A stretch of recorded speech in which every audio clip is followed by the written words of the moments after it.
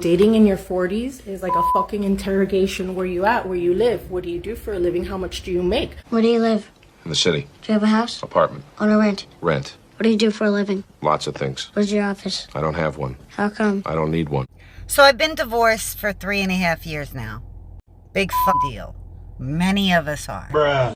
About a year ago, I joined some of the dating sites.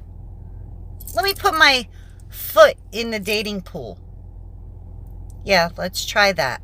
Let me tell you something. That fucking dating pool is full of piss. It's just full of piss. Well, I got out of it. Maybe she could have stayed married. Because that's not for me. It's not for me. Let me tell you something. If you're out here and you're single, just fucking stay single, because there's piss in the dating pool. Just pure piss. There's not even a touch of chlorine in it. Sometimes you gotta stay in your marriage. Sometimes you gotta work on it, because you don't want to end up like this. I'm sure you ladies know by now that the grass is not always greener on the other side. This is some free dating advice, so men, we're gonna need you to listen up. Listen, we need to normalize first date yoga pants and t-shirts. No! No! Okay? Listen, I got a message from my best friend the other day. She's trying to get ready to go on a date. She's going from work clothes into date clothes. She just wants to put on a pair of jeans and a shirt. I don't know if you've realized this, men, but us women that have hit 40, we start to sack on some pounds. Whatever, depression, menopause, our hormones are crazy, we're sweating to death. She's trying to put her pants on as she's driving down the road. Do you all men know what we go through to try to look okay for you? She is driving, trying to put pants on. She's having to sit on them to stretch them out so that we can suck them up over our bellies, suck in, lose oxygen, and button our pants. What? Okay? This is extreme sports going on for us women. That all depends on the man she's trying to get with. Some guys would prefer a nice dress and some heels.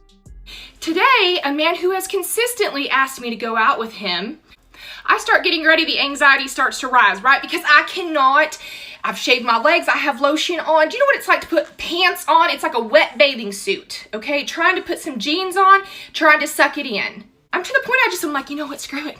It's too much work, I'm sweating, I'm gonna have to start my makeup over, I'm gonna have to start my hair over, the bottoms of my neck is sweating.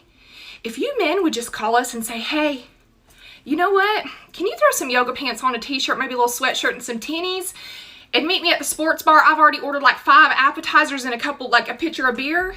If she wants to be with a guy, she still needs to put in some effort. It's the same way. She wouldn't date somebody who was broke.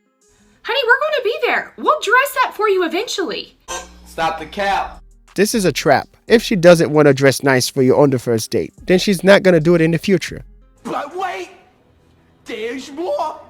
But maybe take the pressure off that first date where we can just come comfortable, where we're not trying to stress about what we got to wear. And I mean, for love of Jesus, trying to put pants on after 40. It's not fun. It's not fun. We're sweaty. Now we smell. We've got to take a whole nother shower all over again just to come and see you for some man that may not even... Hell. Once you get with those women, they get way too comfortable, guys. They'll put on sweatpants and all kinds of stuff that turns you off. We might not ever talk to you again. So normalize those first dates, those yoga pants, those t-shirts, those tennies.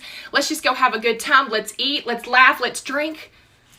You'll probably get to that second base a lot sooner. Once again, that sounds like a trap. That being said, if her plan is to get on the carousel, then Chad or Tyrone will be more than happy to help. What is your plan B if nobody marries you? I used to work at a nursing home, and this one resident, she had never been married. And sometimes, if there was male staff members around, she'd throw her utensils on the ground, so they would bend over and pick them up for her, so she could look at their butts. And there's just something very satisfying about being a 90-year-old lady in a wheelchair, spending your time trying to figure out how to objectify men sexually. I think that would be my plan B.